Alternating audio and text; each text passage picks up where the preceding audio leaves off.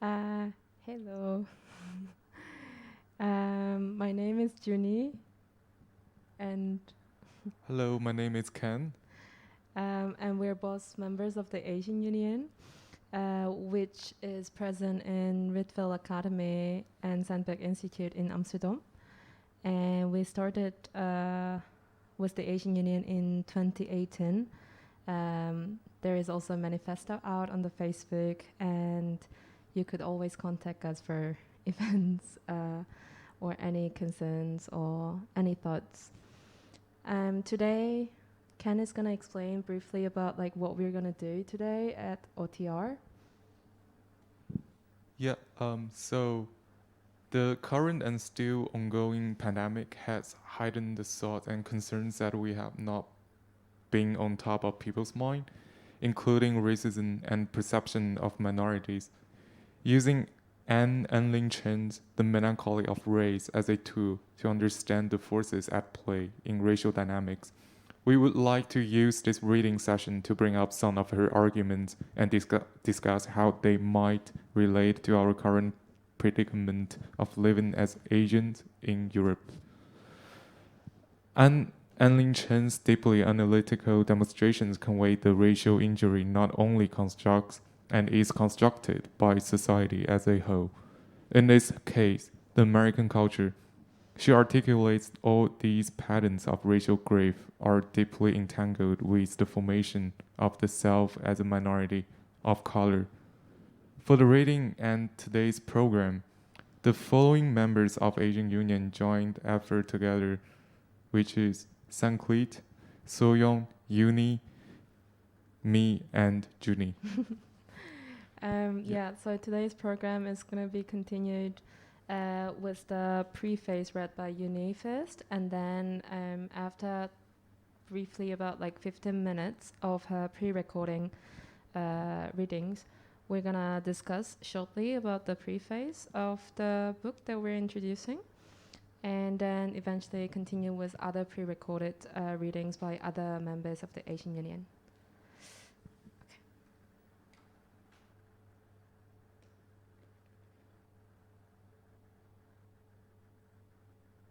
Preface. In the 1930s, social psychologists Kenneth and Mamie Clark conducted a series of experiments. The by now famous doll test, designed to study how African American children perceive racial difference, if at all. In interview after interview, when given the choice, the majority of African American children, including 3-year-olds, found the brown dolls to be bad and preferred instead to play with the good white dolls. Several of the children went on to identify the white dolls as the ones most like themselves. The kids not only displayed an awareness of racial difference, but also appeared to have processed the symbolic values of that difference. That white dolls connote whiteness, and that whiteness connotes security and probity. In Kenneth Clark's words, what was most difficult for the adults to witness was in fact the depth of these children's understanding. We were really disturbed by our findings, and we sat on them for a number of years. Some of these children were reduced to crying when presented with the dolls and asked to identify with them. They looked at me as if I were the devil for putting them in this predicament. Let me tell you, it was a traumatic experience for me as well. Clark's consternation at the moral and political implications of his findings pales by comparison with the polemics that followed this research. As many readers will recognize, this experiment was the key but explosive evidence in the landmark case to desegregate America. Brown versus Board of Education, 1954. In 1970, Toni Morrison will revisit this drama in her novel, The Bluest Eye, which tells the story of a black girl living in segregated America in the late 30s, who prayed every night for God to make her brown eyes blue, and whose mother reserved her tenderness for the blonde, blue-eyed children she was hired to tend. And in 1975, in a different ethnic tradition, Maxine Hong Kingston will describe in her contemporary novel, The Woman Warrior, a scene which her child narrator stands in a deserted school bathroom, physically abusing another Asian American child who reminds her of herself. Thus, more than 20 years after Dr. Clark testified that this type of racial wound stays raw for a lifetime, it would seem that the wound endures not only in the individual psyche, but in the American national psyche as well, inherited across time and even across racial groups. Yet the status of that wound, along with Brown's legal and social psychological implications, remains contested and ambivalent to this day. What the Brown legacy shares with these two literary instances is not mere thematics, but a profound quandary over the construction of social meaning and its subjective impact at the site of racial injury. And behind that quandary lies a broader question. What kind of a social claim can the psyche make at all? We are a nation at ease with grievance, but not with grief. It is reassuring and requires less patience, as Frost says, to believe in the efficacy of grievance in redressing grief. Yet, if grievance is understood to be the social and legal articulation of grief, then it has also been incapable of addressing those aspects of grief that speak in a different language, a language that may seem inchoate because it is not fully reconcilable to the vocabulary of social formulation or ideology, but that nonetheless cuts a formative pattern. This study is interested in uncovering these interior patterns of grief and how they both constrain and are constrained by subjectivity. How a racially impugned person processes the experience of denigration exposes a continuous interaction between sociality and privacy, history and presence, politics and ontology. These intersecting spheres hold debilitating and productive implications for the study of race. On the one hand, anyone who has been confronted by racism face to face understands the complicated, vexing web of feelings that ensues: shock mixed with expectation, anger with shame, and yet again shame for feeling shame. This book is intent on examining the intricacy and the afterlife of these contradictions. Though a difficult topic and thus rarely discussed, the social and subjective formations of the so-called racialized or minority subject are intimately tied to the psychical experience of grief. This psychical experience is not separate from the realms of society or law, but is the very place where the law and society are processed. Even as racism actualizes itself through legal and social sanctions, it is animated through imaginative procedures. On the other hand, that psychical experience cannot be reduced to a mere replication or a fully compliant repository for social injunction. We need to take on the task of acknowledging racial grief in a theoretically and socially responsible way. A sustained focus on the intangible wounds that form the fissures underneath visible phenomena of discrimination should be taking place in addition to, not in the place of, the work of advocacy.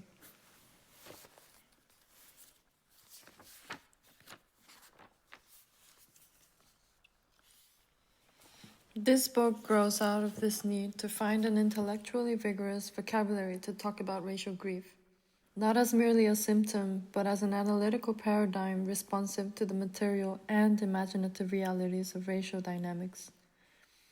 I begin by turning to Freud's formulation of melancholia, and I use his insights into grief as a springboard from which to construct a model of what I call racial melancholia.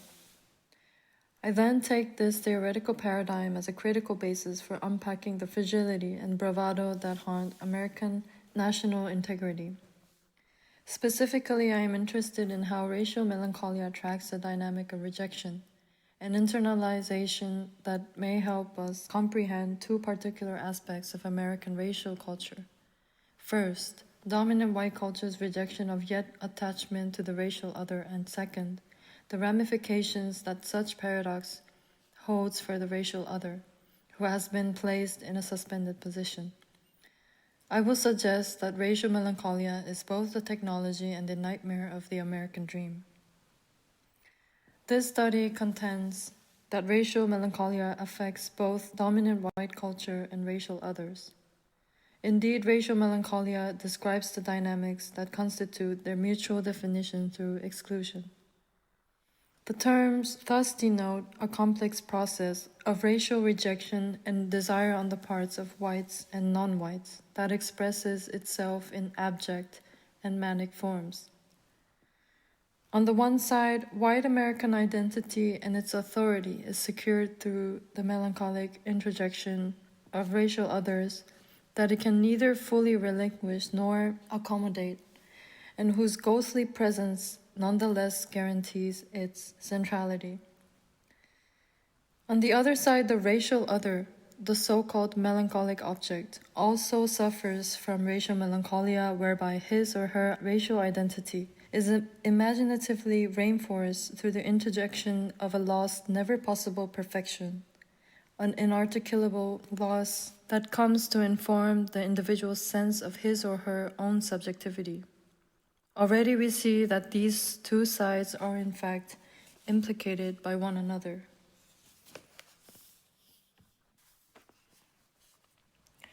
This study explores the consequences of this insight for studies of race subjects.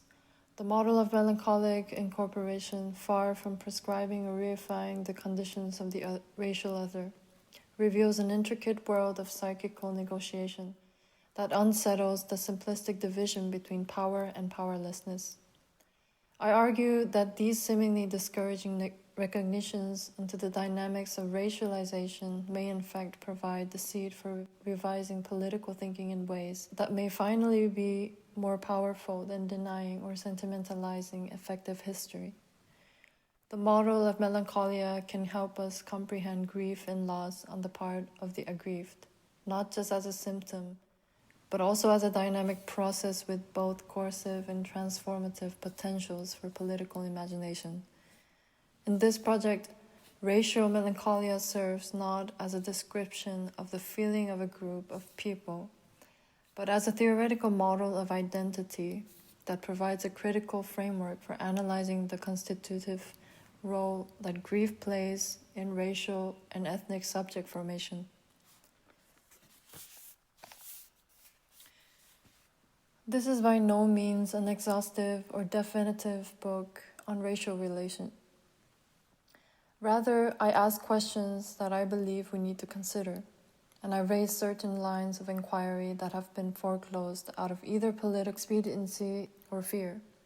This project is also a personal effort to clarify some of the more contradictory psychical dynamics informing my own immigrant experience.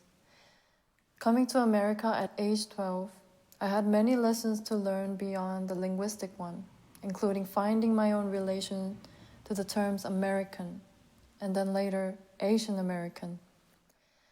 Immigrating when I was almost an adult protected me from certain experiences of social exclusion, since the immigrant has the comfort of imagining she cannot be excluded from that to which she never belonged. But such consolation is already an act of psychical management. It is the foreigner within me who most eagerly needs to understand the web of American racial dynamics and their particular articulations of aspiration and rejection, assimilation and expulsion.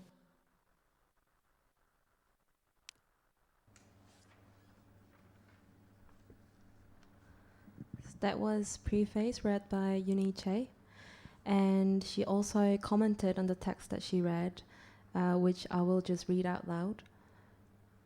What resonated deeply with me in the preface is Cheng's articulations of feelings that we encounter in the moment of a racial injury is made. She writes, shock mixed with expectation, anger with shame, and yet again shame for feeling shame. Though this combination of words seems ambiguous at first level, the evocative impact of how it unfolds these series of ambiguous, complex feelings is to the point. Every single racist incident builds up this shock mix with expectations. this contradictory combination of words become clearer and clearer as numbers of years go by living in a society of a dominant white culture, the Netherlands. And in that very moment of racism today, as I enter my 5th year of living here, I feel the need to justify the whole situation by telling myself that the shock is expected. But in reality, that expectation is every time a shock and vice versa. To put it simply, I'd ask myself, yes, of course, what did you expect? Yeah. So I really felt what Uni commented from the preface that after the 4 years living in the Netherlands that a lot of like complicated issue will actually emerge through the years. It's not like a very easy task to tackle with. I mean, like in terms of like everyday racism and like microaggression that you have to deal with on a daily basis. But also is sometimes these microaggressions appear out of nowhere from like your close friends or in a classroom from a teacher that you have such a respect with, and like when it comes to you, then you're sort of like shocked and surprised, and after a few minutes you kind of like tell yourself, wait, but then what did I expect, like Yeah, exactly. I mean, like this shock, it's totally legit. It's like you didn't expect them to say something like that, and the shock will lead to the racial melancholia, as Anne Anlin suggests in the preface. So this kind of like intricate tensions between the aggressors and the people who received the aggressions. It's playing like a huge part in the later essay that Anne Anlin gonna write about how they formulate and the melancholia by just coding Freud's theories. So do you have anything adds up to the complexion of shame and the racial melancholia? I think a lot of melancholia regarding or of race actually comes from like defining yourself as a foreign matter, and also like coming from outside, you sort of like expect certain, or also it comes from, I think, like self-hatred as well. How it's like internally embedded into you. Yes. And then it comes with like sadness and anger, and it also brings like shame. Yeah, totally. Like it's totally like a depression, like I don't know. I feel like everyone should see like a therapist maybe like as a Asian immigrant or like Asian international students living here. Yeah, it's not an easy job. Right. But also I think during the COVID, like just at the start of the pandemics, there were a lot of like racist attacks within the school or like in the city, in the tram, in the supermarket, and like whenever it happens, you're sort of like really at the shock. But then also like when you go home, when you tell your families about it, they also kind of like react in a way that like, what did you actually expect then? Like, Right, exactly. It's like, the detachment from reality that you encountered this incident that you felt like shock, and later then you feel probably ashamed of yourself, like how you didn't expect it, or like how you can actually react in this racist society. So I mean, the feeling of shame is like so common, and it's like so. It's like everywhere. I mean, like also like yeah, I don't know. Like this feeling of shame is like such a huge occupies such a big part in this racial melancholia, and it's also like affecting a lot of like issues that we have to tackle with when we do like different actions in this society, I suppose. I think before we move on to the pre-record or live recording by live reading by Ken, I also want to mention this small part of the preface where she actually writes, since immigrating when I was almost an adult protected me from the certain experience of social exclusion, since the immigrant has the comfort of imagining she cannot be excluded from that to which she never belonged. And I think this is sort of like a self-protection mechanism where like a lot of international students or immigrants actually think in a way to like protect themselves in the school or like in a society where a lot of these attacks are very much present. I totally agree. Yeah, it is a self-protection mechanism that sadly happened like every time. Okay, should we then listen to your live reading? Yep. Yep.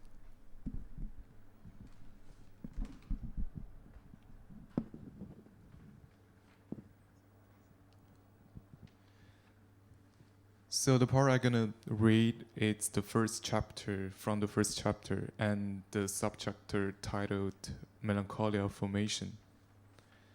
Dominant white identity in America operates melancholically as an elaborate identificatory system based on psychical and social consumption and denial. This diligent system of melancholic retention appears in different guises. Both racist and white liberal discourses participate in this dynamic, albeit out of different motivations.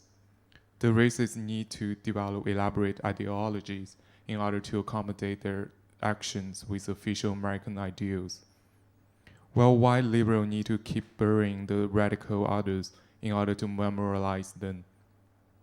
Those who do not see the racial problem or those who call themselves non-ideological are the most melancholic of all, because in today's political climate, as Toni Morrison exclaims in Playing in the Dark, it requires hard work not to see. Both violent vilification and the indifference to vilification express, rather than invalidate, the melancholic dynamic. Indeed, melancholia offers a powerful critical tool precisely because it theoretically accounts for the guilt and denial of the guilt. The blending of shame and omnipotence in the racist imaginary. Like melancholia, racism is hardly ever a clear rejection of the other, while racism is mostly thought of as a kind of violent rejection. Racist institutions, in fact, often do not want to fully expel the racial other. Instead, they wish to maintain that other with existing structures. While phenomena such as segregation and colonialism, the racial question is an issue of place. The literalization of Freudian melancholic suspension, rather than full of relinquishment. Segregation and colonialism are internally fraught institutions not because they have eliminated the other, but because they need the very thing they hate or fear. That is why trauma, so often associated with discussion of racial denigration, in focusing on a structure of crisis on the part of the victim, misses the violator's own dynamic process at stake in such denigration. Melancholia gets more potently at the notion of constitutive laws that expresses itself in both violent and muted way, producing confirmation as well as crisis, knowledge as well as aporia. American values tend to acquire their sharpest outlines through, not in spite of, the nexus of investment and anxiety provoked by slavery and other institutions of discrimination. As Eric Lott and Michael Rogan have so well demonstrated in their works and Blackface Ministerially, the dominant culture's relation to the raised other displays an entangled network of repulsion and sympathy. Fear, sorry, kind of lost, but fear and desire, repudiation and identification. As Paul Guillory observed in the Black Atlantic, the consciousness of European settlers and those of the Africans they enslaved, the Indian they slaughtered, and the Asians they indentured were not, even in the situation of most extreme brutality, sealed off hermetically from one another. It is this imbricated but denied relationship that forms the basis of wider racial melancholia. Racial melancholia plays itself out not only in national formation but also in one of its expressions, the formation of canonical literature. By citing African American presence as the formative but denied ghost in the heart of American literature, Toni Morrison has essentially identified the national literary canon as a melancholic corpus. In Playing in the Dark, Morrison calls for examination and reinterpretation of the American canon, the founding 19th century's work for the unspeakable things unspoken, for the ways in which the presence of Afro-American has shaped the choices, the language, the structure, and the meaning of so much American literature.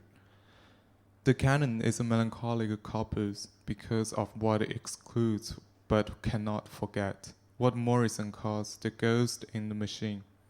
Other critics have observed that social categories that exemplify conditions of marginality have in fact been long central to the making of the mainstream, insofar as they serve to define and delimit that recognized center. Guillory suggests that cultural history of blacks in the modern world has a great bearing on ideas of what the West was and is today. And in talking about psychodynamics of black-white relations, Franz Fanon writes that the black man is rooted at the core of a universe from which he must be extricated. American literature and the nationhood contain other suspended, radicalized ghosts, as well. Rodin points out that critics from D.H. Lawrence to Richard Stokes have contended that American literature established its national identity in the struggle between Indians and the whites. In her study of early American novel of Federalist period, Julian Stern suggests that the very founding of American Republic already embodies such a complex relation to other raised bodies, pointing out that early American fiction registered the elaborate cost of framers' vision. Such literature suggests that the foundation of the Republic is in fact a crypt, that the nation's non-citizens, women, the poor, Native American, African Americans, and aliens lie socially dead and inadequately buried, the casualties of post-revolutionary political foreclosure. Yeah, that's it. Thank you, Ken. I think we can continue discussing after maybe playing So Young's pre-recorded reading as well. Yeah. Yeah? Yeah, let's do that. Yeah.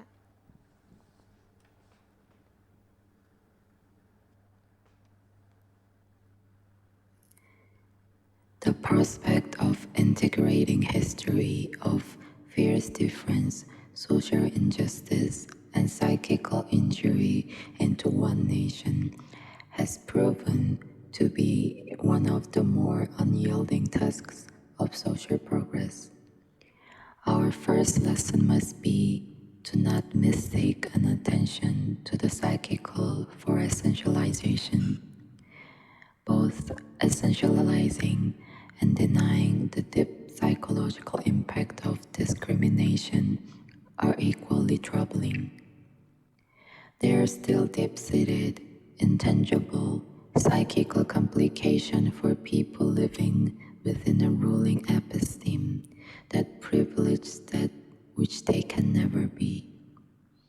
This does not at all mean that the minority subject does not develop other relations to that injunctive idea, which can be self-affirming or sustaining, but rather that a painful negotiation must be undertaken at some point, if not continually, with the demands of the social ideality, the reality of that always insisted on difference. Beneath the reductionist, threatening diagnosis of inferiority complex or white preference, there runs a fraught network of ongoing psychical negotiation instigated and institutionalized by racism. The connection between the subjectivity and social damage needs to be formulated in terms more complicated than either resigning colored people to the irrevocability of self-hatred or denying racism's profound, lasting effect.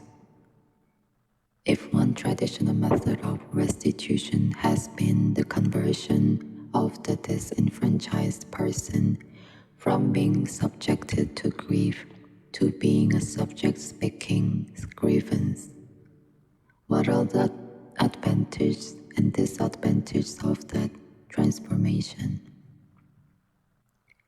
What can political agency mean for someone operating in a symbolic culture economy that has already pre-assigned them as a deficit? The contemporary American attachment to progress and healing, eagerly anticipating a colorblind society, sidesteps the important examination of racialization. How is a racial identity secured? How does it continue to generate its seduction for both the dominant and the marginalized? And what are the repercussions, both historical and personal, of that ongoing history, while much critical energy has been directed toward deconstructing categories such as gender and race, less attention has been given to the ways in which individuals and communities remain invested in maintaining such categories, even when such identities prove to be prohibitive or debilitating. The rhetoric of progress or cure can produce its own blind spots. As Christopher Large puts it, denier of the past, superficial progress and optimistic, proves on closer analysis to embody the despair of a society that cannot face the future. And when it comes to the future of the race question, to borrow Faulkner's words, the past is not dead. It is not even past. Rather than prescribing how we as a nation might go about getting over that history, it is useful to ask what it means for social, political, and subjective beings to grieve.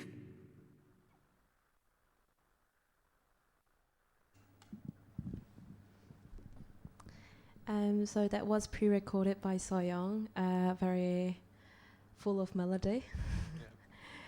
Yeah. I thought from the subchapter that you read, I thought this part was super interesting. So it says here, while all nations have their repressed histories and traumatic atrocities, American melancholia is particularly acute because America is founded on the very ideas of freedom and liberty, whose betrayals have been repeatedly covered over. And I think this is very strong because it brings up sort of like the formation of America and like how the America was formed on the basis of what idea, and like especially with the situation right now. Yeah, I think it's very accurate. Right. And right, I also think that because like the what like defines American liberty was like a long due updated concept. Like the founding father has written the Constitution probably like 255 years ago, and this this outdated concept needs to be updated in the current situation that that a lot of like people of color has experienced, and also but also that's like really difficult because people of color, they are not mainstream, and also people who are reading those constitution and still updating them are still the American white elite. So I guess in that sense, the overthrow the establishment might be the best solution. But I think in that sense, I think like this was really like coming into my heart straight, how they were like, there is a white, and then there is like nations, non-citizens, women, the poor, Native Americans, African Americans, and aliens. And I guess we actually belong in the section of aliens then. Right.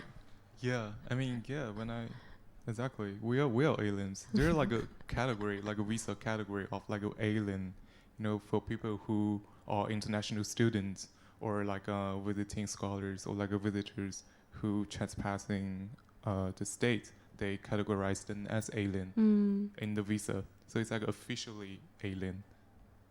Cool. There was also this part that you wanted to mention, right? Yeah, and also just I'm gonna just read this excerpt. Yeah. The races need to develop elaborate ideology in order to accommodate their actions with official American ideals, while white liberals need to keep burying the racial orders in order to memorize them. So I'm particularly interested in the action of burying the racial orders, because I think this is also a way to grieve, because that's, it associated with a certain rituals that attended in a ceremony. And I just think here, while the white liberals need to keep burying the racial orders in order to just to grieve, so the melancholy can make them feel better for themselves. I mean, this is actually my read into it. So I don't know if Anlin has actual intention to put in here. So in that way, it's kind of like a reverse melancholia from what the book proposed. Okay, that's interesting sort of like viewpoint. I think it sort of like reversifies the protagonist of the melancholia, I guess. I think there is also like comment by So Young that is made. I will just also read it out. She says that we could think about the idea that notions such as grief or wound tend to be considered as things to be healed or recovered. Grief and sadness used to be under the gaze of sympathy or a pity. I appreciate that the writer brings up the idea of grief to multifaceted level, as I've been low-key insisting that things such as sadness, despair, and anger deserve better reputation. But this is quite like it's beautiful how she actually says sadness, despair, and anger deserve better reputation. Right. I guess that's also like related to a some sort of like extreme emotions. Like, because I feel like in the society, like people tend to not legitimize the emotions that we have, not to even mention like those extreme emotions, that we have to be like productive and efficient and be rational. So that's like the only way we can carry forward. And here I really think that those emotions like sadness and maybe sometimes hysteria needs to put in the right reputation that they deserved. So I guess that's just really valid. Yeah, and also it kind of like reminds me how maybe this is like sort of like sideline thought, but then when we were making Asian Union in a whole form, like for instance, when we were writing manifestation of the Asian Union, we were also like advised to use better English, better format in a like rationalized thoughts. And whenever we showed, like, for instance, anger or sadness in a situation where we're situated at, people would be like, calm down, don't be emotional, talk smart. And like, you know, like, it's just like when we're writing manifestations, they also expect us to write in a very mediocre tone, or like a tone down. You have to be exactly, like, be soft, and or also be like in a well-spoken. very smart academic way. Right. And I think people become super uncomfortable when people actually admit that we're sad, we're angry, we're in despair, we're grieving, or, you know, like, in that sense, I think it really resonated within me. Yeah, I totally agree. Like, this just reminds me of, you know, the poster that the Black Student Union has produced a semester, "Make Races Afraid Again," in the tone of aggressive. Yeah. Like, we made this like wall of solidarity with. So Asian Union did it, and Near East Union did it, and Black Student Union did it on the wall of Rietveld. And we put it up on the night of International Women's Day. And that was because a few days earlier we had like racist attacks to the Asian students in the building of Rietveld. They sang a Corona song to them, and of course we were like mad, we were angry, and we were wondering what to do. And then there was this poster made by Emihan. It said, "Make racists afraid again," right? Right, make racists afraid again. Yeah. I just thought it was so powerful. It was powerful, and a lot of people talked about it, and a lot of people were also very uncomfortable about it. Yeah, I mean, like, some people got offended, apparently. Yeah. No surprise. And they were like, "Why are you so aggressive?" Yeah. Anyway, we still have like 2 recordings to go, so we're gonna just kind of like play it, and then we also gonna have a last discussion. Yeah. So I'm going to play the pre-recorded of the recorded by Ot Sankrit, and then I will also live read, and then we carry on with this discussion. Yeah.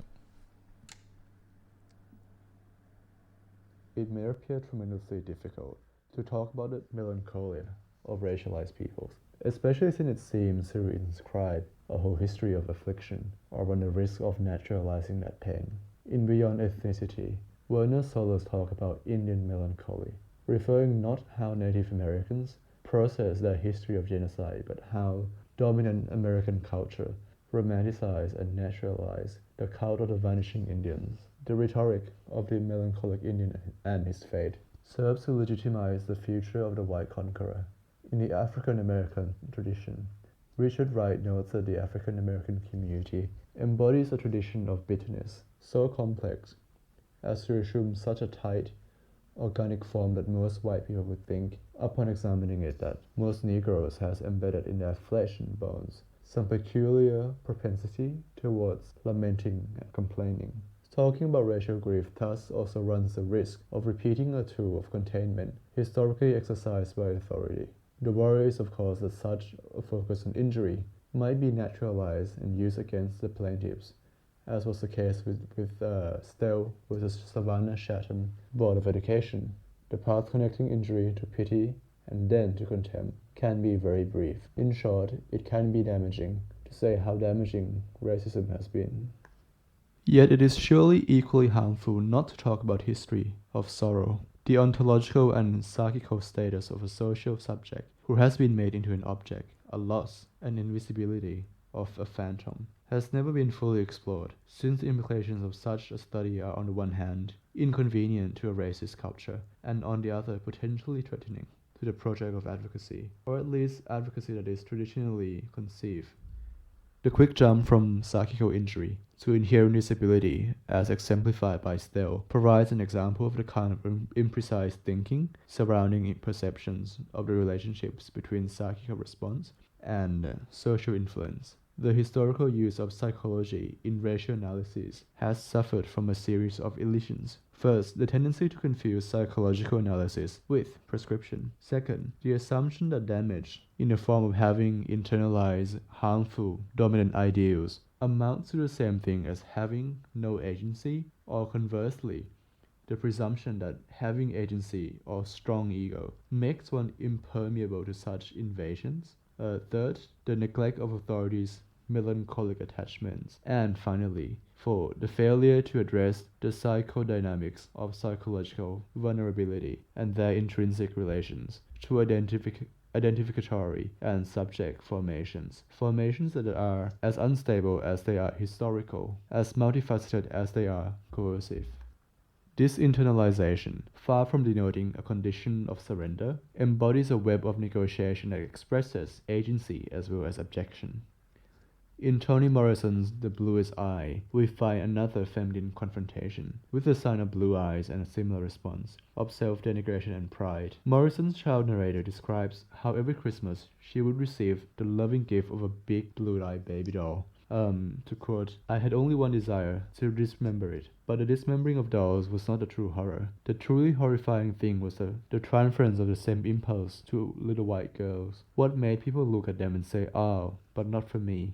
The eyesight of black women as they approached them on the street, and the possessive gentleness of their touch as they handled them. If I pinched them, their eyes, unlike the crazed glint of the baby doll's eyes, would fold in pain, and their cry would not be the sound of an icebox, but a fascinating cry of pain. When I learned how repulsive this disinterested violence was, my shame floundered about for refuge. The best hiding place was love. Thus the conversion from restrained sadism to fabricated hatred to fraudulent love. It was a small step to Shirley Temple. I learned, much later, to worship her."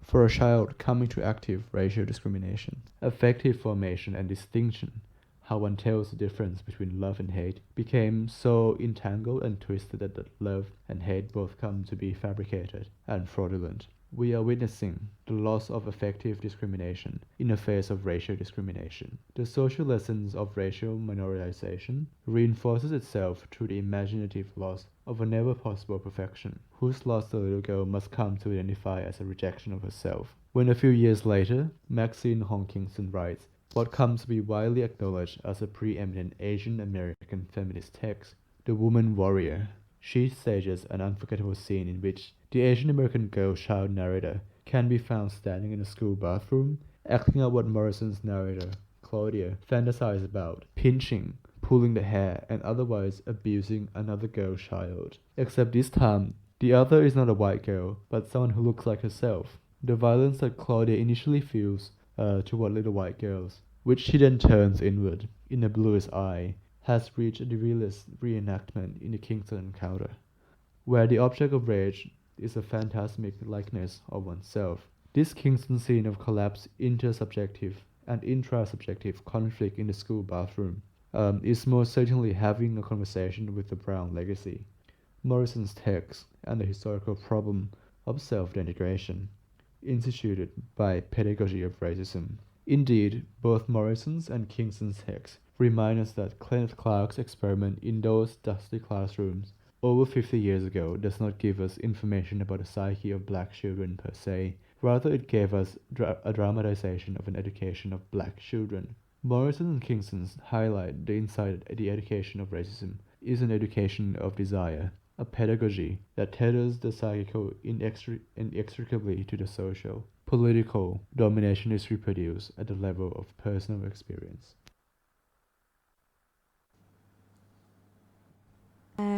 So that was pre-recorded voice of Oat, which was beautiful. I think I will continue maybe with my reading, or do you want to maybe read what Oat beautifully also commented on it first, maybe? Right, I'm just gonna read this beautiful comment made by Oat. Okay. So here it goes. So more like the etiology of white preference is not something that should be neutralized and hidden away, but looked on as an undigested symptom, an anxiety that needs to be confronted with. This is not helpful for both the white narrative of others and minorities' perception of themselves.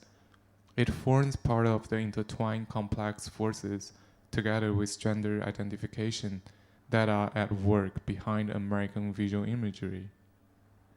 So beautiful. I think this is so well written. But maybe before we discuss everything, I could just also like chip in and read a bit, and then should we discuss? Yeah, sure. Okay. I'm reading from the page 21. Today we need to confront the inheritance of that historical principle of negativity, not only within the African American community, but also with respect to other marginalized, racialized peoples. The racialization of Asian Americans and African Americans are two distinct but related processes.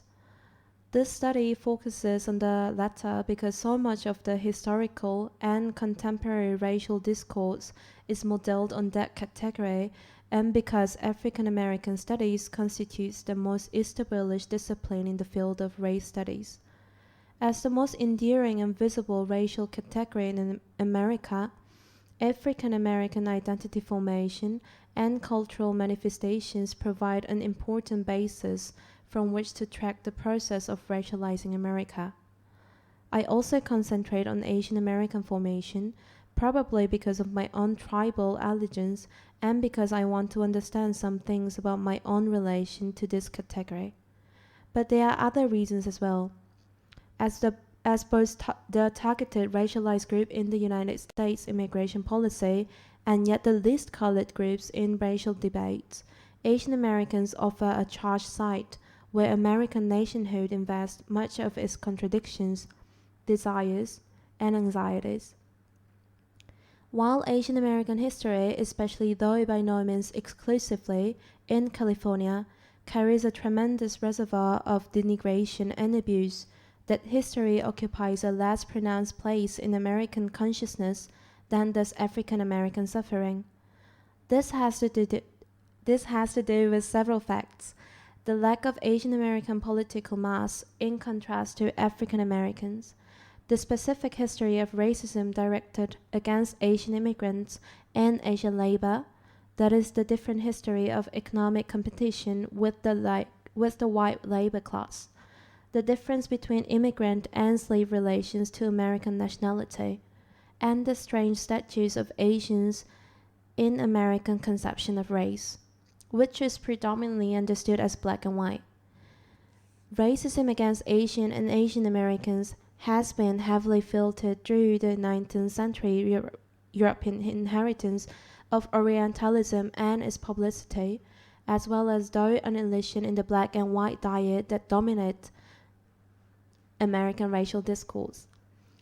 In their enormously popular treatise, America in Black and White, One Nation, Indivisible, in 1997, Stephen and Abigail Thornstone, for example, specifically dismiss Asian Americans as a racialized group in America. Quoting Gunnar Myrdal, who on the eve of the World War II compared Asian Americans with African Americans in their statues as an unassimilable caste. The Thornstone got on to claim that Myrdal's pronouncement is no longer true, since Asian Americans have acquired spectacular economic and social mobility in recent decades. The author writes, "It is hard to find anyone who cares much what Asian Americans' race is."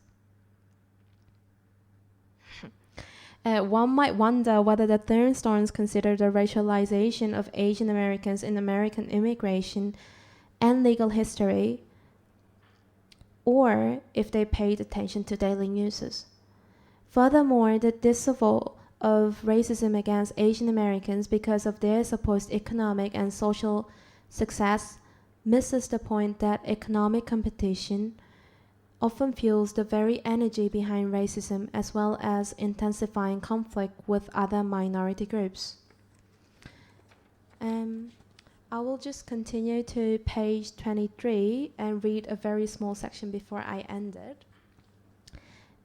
History and materially, Chinese, Japanese, Korean, Asian Indians, and Filipino immigrants have played absolutely crucial roles in the building and sustaining of America. And at a certain times, these immigrants have been fundamental to the construction of the nation as a simulacrum of inclusiveness. Yet the project of imagining the nation as homogeneous requires the Orientalist construction of cultures and geographics from which Asian immigrants come as fundamentally foreign origins, antipathic to the modern American society that discovers, welcomes, and domesticates them. The chapter is continued with talking about the notion of model minority. And I think before we end the session, I sort of want to talk about how a lot of international students, but also like immigrants, have this sort of like burden on themselves about being the model minority when they're seen to the others. Right. I think the concept of like modern immigrant is like so deeply embedded, like stereotyped into like Asian immigrant. I mean, yeah. I don't know. This is also probably what people really expect, the expectation of like of Asian, I suppose, because we like tend to not to speak out for our own ideologies and for our own right, and that's just like a misconception, I think, as a society that's impressed on us. Yeah, I think they expect us to be smart but quiet, and they also want us to be like lively but also a bit obedient at the same time. Yes. And I think a lot of like also in the school, because I just graduated and you're still a student, so maybe like for instance in the classroom we sort of like face certain obstacles of like for instance talking to teacher, and if we make a complaint, I see certain surprise on their faces. It's like, oh, wait. You actually do have an opinion. Huh. Oh, you want to actually, oh. Then you're Yeah. like, yeah, yeah, I actually do. Yeah, I guess it's just like again like melancholia in the way that, you know, we didn't match to the expectation, and also we feel shame by the shockings on others, on ourselves. Yeah. I think we're almost at time. So we would also like to thank OTR Thank you. for having us. We were supposed to have like a party right before pandemics at OT actually. Oh yeah. And then the flood happened at OT, and then the pandemic happened in the world, so we couldn't do it. But hopefully, this is over soon, so that either we have the radio show again or have the party. Yeah, I mean, thanks OT for the amazing location and Okay. all those equipment. Yeah. I would also like to add, like, please contact Asian Union if you have any ideas for the future events. We're on the Facebook, and also email us. We have the regular meetings in the coming months. So, yeah, let's meet again. Thank you. Thank you. Stay tuned. See ya.